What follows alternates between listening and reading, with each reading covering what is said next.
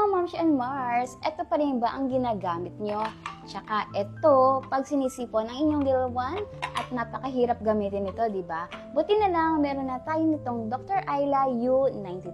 May dalawang sanction dito, so pipili kayo kung ano ba yung mag-fit sa ilong ng inyong baby, at madali na itong gamitin at hindi na kayo mamumblema kasi hindi na siya magiging uncomfortable katulad sa dalawang pinakita ko.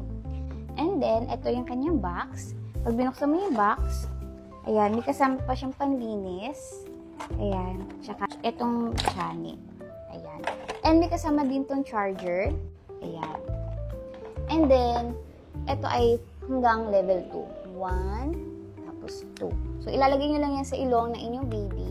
And then, masisip-sip na yung kanyang sipon. Ayan. Tapos, pag inot mo, pipindutin nyo lang din to. So, dito siya sinasaksak. May iba pa tong kulay, pero kinuha ko blue kasi syempre, baby boy, si Jem. Kaya, perfect para sa kanyang gender. So, ganito itsura ng manual. Ayan. So, mga Momshi, no, kung gusto nyo mag-avail ng ganito, lalagay ko lang dito yung link para add to cart na.